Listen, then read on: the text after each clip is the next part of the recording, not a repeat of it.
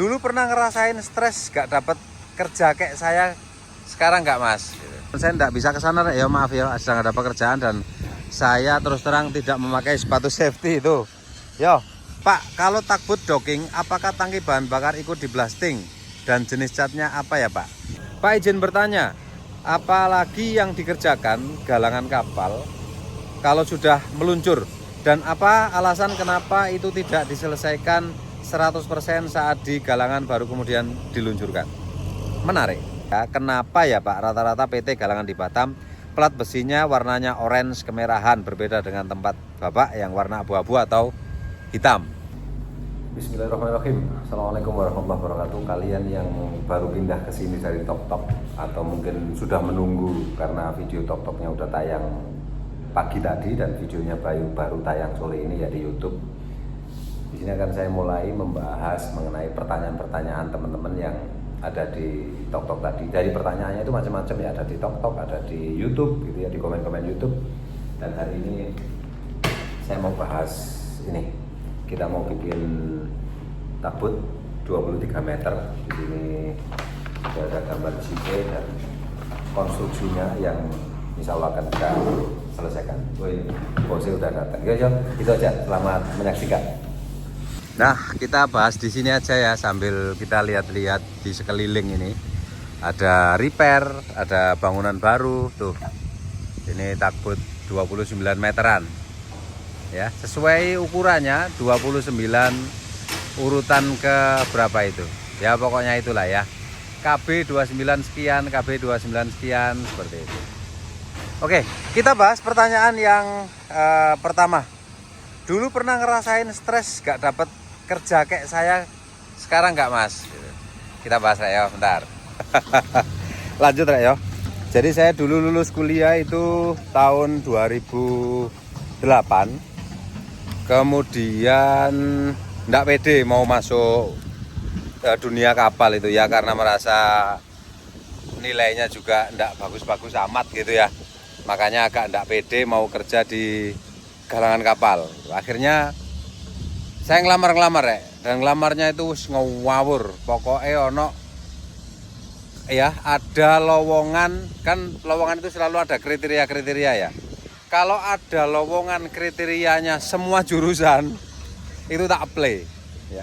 Tapi kalau dia spesifik teknik sipil, karena teknik perkapalan dulu sangat jarang ada dibuka lowongan umum gitu ya, di koran-koran gitu sangat jarang ya, ada tapi jarang sekali. Nah, kebanyakan itu di pabrik-pabrik, di perusahaan-perusahaan baja kayak gitu. Kalau dia nyebutnya semua jurusan, baru tak lamar ya. Dan ngelamar itu kayak nebar benih ya, sehari itu bisa 10, 15, dengan harapan kalau saya sebar 100, masa satu aja ndak ada yang tumbuh gitu. Dan itu berjalan beberapa tahun. Tapi karena saya ada ya sedikit usaha ya, dulu ada jualan beras segala macam kayak gitu. Bahkan selama kuliah juga dulu juga pernah ngalamin jualan beras segala macam, jadi ada kegiatan ya. Nah, ngelamar itu enggak sampai bertahun-tahun Rek, cuma ya lebih lah kalau setahun gitu, enggak dapat pekerjaan. Akhirnya frustasi mau berangkat ke Malaysia, ikut bapak bekerja di Malaysia, cuma enggak jadi karena hari itu ada panggilan di salah satu galangan kapal di Gresik gitu ya. Tapi kalau dibilang ya mungkin nasibnya sama, ya sama mas. Kita fresh graduate, kalau yang enggak terlalu pinter itu, bahkan yang pinter aja kalau pergaulannya tidak bagus. Jadi dulu makanya sempat ada pengkaderan itu untuk menggembleng kita dalam hal bergaul. Jadi supaya ketika kita kuliah itu bisa berkomunikasi dengan baik, pergaulan banyak, kita itu dulu ada namanya pengkaderan ya. Kadang-kadang ada teman-teman yang memang pinter tapi pergaulannya kurang bagus, juga akan sangat susah mendapatkan pekerjaan. Sing rodok goblok-goblok kaya awak dhewe ngene iki karena suka komunikasi sama temen, suka nanya-nanya temen, dan dapat informasi dari teman-teman, akhirnya ya bisa dapat informasi pekerjaan. Sampai saya ke Malaysia, kemudian ke Pontianak ini juga karena teman. Ya, seperti itu untuk pertanyaan pertama. Nah, oke, kita sambil jalan-jalan ke sana ya, saya tunjukkan secara dekat ini mau bikin lagi yang saya meetingkan tadi di depan itu. Jadi ini 29 meter ya, 29 meter. Ada berapa unit ini? Ada 4, sudah turun 1 kemarin yang 31 ya. 3 ini 4 biji ini 29 meter. Ada yang 31 meter sudah turun. Saya tidak bisa ke sana ya, maaf ya, sedang ada pekerjaan dan saya terus terang tidak memakai sepatu safety itu. Yo. Saya tidak berani ke sana. Oke, kita bahas saja pertanyaan berikutnya di sini ya. Dari Mas siapa ini? Oke, dari Mas itu Binar 4274. Pak, kalau takbut docking, apakah tangki bahan bakar ikut di blasting dan jenis catnya apa ya, Pak? Itu ya. Jadi seperti yang kamu lihat di sini ya, di sana ada kapal sedang ngedok takbut ya, docking. Tergantung pekerjaannya Mas ya. Kalau misalnya di tangki bahan bakar itu ada pekerjaan replating gitu, maka dia harus di blasting dan dicat. Untuk pengedokan sendiri, kalau misalnya kapal, udah pernah saya jelaskan ya, kapal itu kan perlu melakukan pengedokan di 2,5 tahun dan 5 tahun. Jadi 5 tahun 2 kali. Kecuali ada dok yang urgent gitu ya, terjadi kejadian apa sehingga dia perlu ngedok gitu. Tapi kalau secara normal kapal kelas itu ngedoknya 5 tahun 2 kali. Nah, seperti kapal ngedok itu, kalau dia tidak ada pekerjaan replating, maka tangki bahan bakarnya mungkin kalau dikuras iya. Misalnya dia mau ada pekerjaan replating di tempat lain, sebaiknya tangki bahan bakar dikuras. Dan kalau misalnya tidak ada pekerjaan pun harusnya dikuras karena untuk menjaga keselamatan. Nah, dikuras karena dia mungkin sudah dicat pada saat pembangunan, seperti bangunan baru seperti ini. Ya. Kalau di tempat kami di Pelayaran Barimas Kalimantan itu tangki BBM-nya dicat. Ya, dicat 3 lapis ya, primer, second dan top coat. Untuk tipe catnya saya enggak hafal rek. Nanti kapan-kapan saya spill lah ya kalau di Barimas ya. Itu dicat. Nah, kadang-kadang ada yang tidak dicat. Seperti ini saya yakin tangki bahan bakarnya tidak dicat. Karena apa? Tangki bahan bakar ya, tangki bahan bakar itu biasanya lebih aman daripada tangki balas dan fresh water. Ya, lebih aman dari tangki balas dan fresh water karena tingkat korosinya dia rendah. Tingkat korosinya rendah. Nah, seperti itu misalnya dia udah dicat gitu ya, udah dicat, maka pada saat naik dok ini tidak perlu dicat ulang Mas. Tidak perlu dicat ulang. Pengecatan tangki bahan bakar itu pada saat pembangunan kalau mau dicat, dan pada saat kalau misalnya tangki itu ada pekerjaan replating, misalnya dia penyok atau memang dia udah tipis kemudian dilakukan replating, maka dia harus di blasting dan coating ulang. Dan untuk jenis catnya sekali lagi mohon maaf ya, saya tidak bisa nunjukkan sekarang, tapi nanti akan saya spill mungkin di TokTok atau di apa. Kalian bisa nonton, saya akan spill macam-macam cat untuk lambung, untuk tangki fresh water, untuk tangki sea water, untuk tangki bahan bakar dan yang lainnya. Ya, itu. Oke, kita lanjut pertanyaan berikutnya. Itu dari Mas Juang 3380. Pak izin bertanya, apalagi yang dikerjakan galangan kapal kalau sudah meluncur, dan apa alasan kenapa itu tidak diselesaikan 100% saat di galangan baru kemudian diluncurkan? Menarik. Jadi bangun kapal ini kan hal dulu ya, bagian lambungnya dulu, baru deck hose-nya, baru perlengkapannya diisi, kemudian diluncurkan. Nah, pekerjaan ini sebenarnya mau launching ya, ketika mau launching dia itu sudah ya 90% lah rek.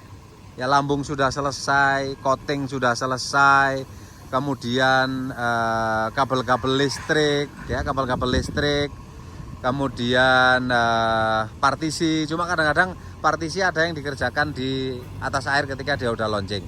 Ya, mesin, perlengkapan deck, jangkar semuanya udah terpasang, udah dicat dengan bagus, propeller, jangkar semuanya sudah terpasang, baru diluncurkan. Cuma kenapa pada saat meluncur kok masih ada pekerjaan, dan kenapa pekerjaannya tidak dikerjakan di darat gitu. Gini rek, jadi kapal ini punya ketentuan bahwa dia harus kelas gitu ya. Nah, untuk memenuhi kelas kapal kita harus memasukkan gambar-gambar ya, gambar-gambar, perhitungan-perhitungan. Nah, ada satu perhitungan yang harus dilampirkan, dan itu perhitungannya bisa dibikin ketika kapalnya sudah launching. Sebelum launching, perhitungan itu tidak bisa. tidak bisa dibikin, yaitu perhitungan stabilitas. Ya, jadi kenapa pada saat launching itu kita masih ada pekerjaan? Ya mungkin itu. Ya, karena pada saat launching kita baru bisa melaksanakan inclining untuk mengetahui berapa berat, kemudian titik berat memanjang, titik berat vertikalnya, titik berat horizontalnya, gitu ya. Itu sambil nunggu approval atau sambil nunggu pekerjaan itu selesai, perhitungan stabilitas, kemudian perlu approval ke kelas. Itu masih ada pekerjaan-pekerjaan yang harus dikerjakan di kapal. Contohnya misalnya melengkapi kelistrikan, kemudian partisi, lalu alignment dari poros propeller itu biasanya mereka kerjakan lebih enaknya itu di atas air. Kapal sudah mengapung dengan bebas, kemudian mesin sudah settle ya, propeller sudah oke, lalu tidak terjadi kebocoran, baru dilakukan shaft alignment. Itu jadi hanya bisa dikerjakan ketika dia sudah meluncur. Ketika dia masih di darat sini mau alignment ya bisa saja, tapi nanti kalau misalnya terjadi masalah ketika diluncurkan, maka alignment itu akan berubah lagi ya, atau ada pekerjaan tambahan lagi untuk alignment tersebut. Dan partisi, kemudian perlengkapan di wheel hose, di deck hose, semuanya itu mungkin ya sambil nunggu dokumen selesai kita kerjakan di air gitu ya.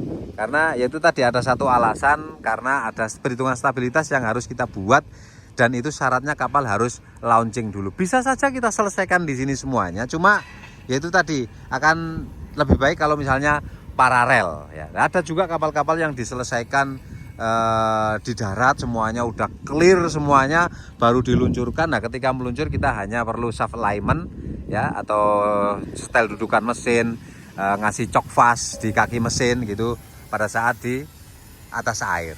Seperti itulah, itu alasannya. Jadi selalu ada pekerjaan setelah kapal diluncurkan, dan memang pekerjaan itu hanya bisa dilakukan setelah kapal meluncur, atau perlu diluncurkan dulu baru pekerjaan itu bisa dikerjakan. Contohnya yaitu perhitungan stabilitas itu tadi. Kira ya? Iya. Oke ya, kita bahas pertanyaan berikutnya ya. Ya sorry ya, saya enggak bisa ke sana terus terang. Ya masalah safety saya jaga sendiri. Kalau teman-teman yang lain pakai sepatu safety, saya enggak pakai, kan enggak enak rasanya. Pak, saya di Batam, tapi menjadi pertanyaan saya, kenapa ya Pak rata-rata PT Galangan di Batam plat besinya warnanya orange kemerahan, berbeda dengan tempat Bapak yang warna abu-abu atau hitam gitu. Oke, kita di sana itu ada, nah ini ada mungkin merah kemerahan atau oranye kemerahan ini ya. Ini kemudian itu yang di lambung itu. Jadi pada saat kita mesen plat itu ada dua opsi ya, tapi kalau misalnya di Indonesia kayaknya ya bisa juga sih. Saya mau plat saya sudah dicat primer, itu bisa. Saya mau plat saya hanya dilapisi bahan yang anti korosi, itu bisa. Nah itu biasanya lebih murah ya, lebih murah karena kita bisa blasting sendiri dan juga potongan-potongan ini ya. Kalau mereka misalnya kita pesen ya, misalnya kita pesen plat yang sudah dicat primer seperti yang sampean lihat di Batam itu ya. Bahkan di Batam juga ada tongkang-tongkang yang saya survei kemarin, dia juga hitam-hitam platnya, belum di primer. Mungkin kapal-kapal tugboat yang dibangun di situ ada beberapa yang menggunakan plat yang sudah dicat primer, Mas. Makanya dia warnanya itu. Nah, kenapa kita tidak pesan cat yang sudah plat yang sudah dicat primer? Yang pertama mungkin mahal. Ya, kalau kita beda ya antara harga per kilonya yang belum dicat seperti mana contohnya. Nah, itu. Ada itu. Ya, yang belum dicat atau mungkin di bodi kapal itu yang sana itu. Ya, itu dia belum dicat itu. Kalau misalnya dia sekilo 15.000, ketika yang sudah di coating itu dia menjadi 17.000, mungkin 18.000 per kilonya. Itu lebih mahal. Kan juga nanti ngecat juga Pak, sama pada saat kita misalnya kita beli yang tanpa dicat, nanti di sini juga dicat juga. Itu beda Rek. Karena apa? Kita tidak memakai plat itu 100%. Ya. Yang kita cat nanti misalnya seperti ini, yang kita cat hanya yang terpasang saja. Tapi kalau kita beli utuh, kita cat semuanya, area pengecatannya lebih besar dan tentu biayanya lebih gede. Kalau ini kita cat hanya yang terpasang. Ada potongan-potongan kecil seperti itu ya. Yang kalau kita, ada teman saya itu kalau ngelihat potongan-potongan plat gini, ini dia hatinya bergetar pengen ngambil dan pengen timbang kilo gitu ya. Nah, itu akan sangat rugi Rek. gitu ya, karena ada plat-plat yang terbuang dan itu sudah dicat anti fouling, sudah dicat primer gitu. Maka sayang, jadi kita putuskan di sini, bahkan di Batam juga ada sih, itu pilihan Mas ya. Ada platnya yang memang masih berwarna hitam-hitam, dia hanya dilapisi anti korosi, enggak tahu lapisannya, lupa apa saya ya. Itu yang jelas ada satu lapisan, makanya ketika plat baru mau dicat harus di blasting untuk menghilangkan lapisan yang anti korosi itu tadi, sehingga dia catnya bisa nempel gitu ya. Jadi ada yang kuning ini sudah dicat, ada yang masih hitam-hitam itu abu-abu itu dia memang belum dilakukan pengecatan. Dan kenapa beda? Ya itu tadi pilihan. Saya bisa beli yang sudah di primer dan juga yang belum di primer seperti itu. Ya Mas ya.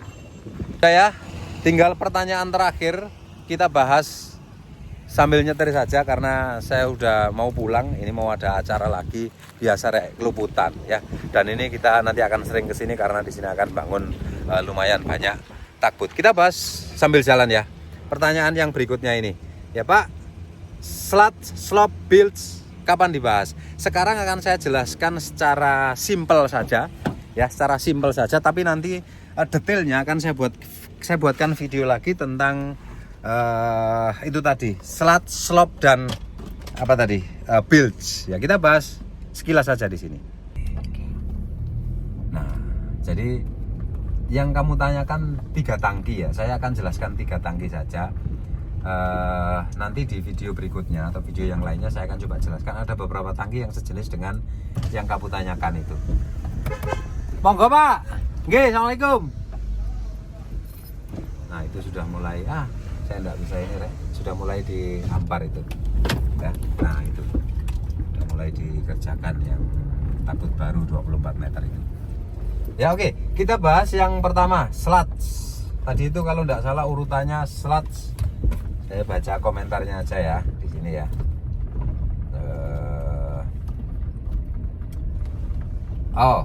Slat, slope dan bilga.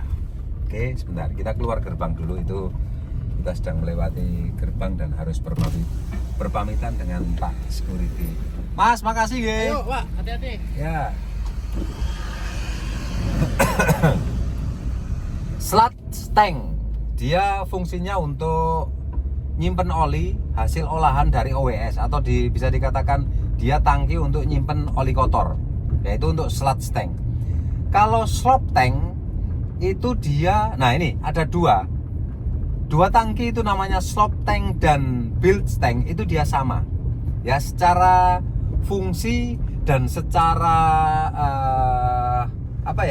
secara cairan yang dimasukkan di situ dia sama, tapi tempatnya beda. Jadi slope dan build, kalau slope itu tempatnya di kapal-kapal tanker atau tongkang-tongkang minyak. Kalau build itu bisa di kapal tanker dan juga bisa di tugboat gitu. Kalau builds di kapal tanker itu di engine room, tapi kalau slope-nya di area kargo, dia itu untuk tangki yang berfungsi sebagai penyimpanan ketika kita habis tank cleaning. Dan itu ada ketentuan ya, ukurannya minimal 3% dari kapasitas tangki kargo. Itu slope tank ya, slope tank. Nanti akan saya coba bahas secara detail posisinya di mana, kemudian syaratnya apa saja, lalu perlakuannya, pipa udaranya, pipa hisapnya, nanti akan saya bahas semuanya untuk slope tank itu. Kalau bilge itu tangki yang dipasang di kapal yang fungsinya untuk nyimpen minyak dan air. Misalnya kamu habis melakukan overhaul, kemudian di itu terjadi tumpahan oli atau campur cuci tanganmu habis overhaul, kamu cuci tangan ada ngumpul antara minyak atau oli dan air yang ada di engine room, itu harus kamu hisap dan kamu simpan di bilge tank itu tadi. Tapi kalau slope tank itu juga sama, air campur minyak tapi kargo, karena bekas cleaning ya. Sama-sama air dan minyak tapi dia kargo. Karena ketika bekas cleaning harus disimpan di situ. Ketika kita sampai di satu dermaga yang ada penyediaan pembuangan oli kotor atau minyak kotor gitu, maka kita bisa transfer ke sana. Kita akan bahas detail nanti. Secara singkat itu saja untuk build, slope dan slats itu tadi. Ya ya, itu. Sip. Oke. Sip. Udah. Nah, oke ya. Sudah terjawab semua. Ada beberapa pertanyaan dari teman-teman tadi itu tadi pertanyaan dari YouTube, dari TokTok, dari IG enggak ada. Kayaknya dari IG mereka komen-komennya biasa-biasa saja, enggak ada pertanyaan. Dan saya rasa udah cukup ya video kali ini. Nanti akan saya buatkan lagi tentang slop dan juga tentang pembangunan kapal yang baru tadi itu. Ya Trio, sekali lagi terima kasih udah nonton video kami sampai sejauh ini. Dan kalau ada pertanyaan, jangan lupa tanyakan di kolom komentar, kita akan bahas lagi. Assalamualaikum warahmatullahi wabarakatuh.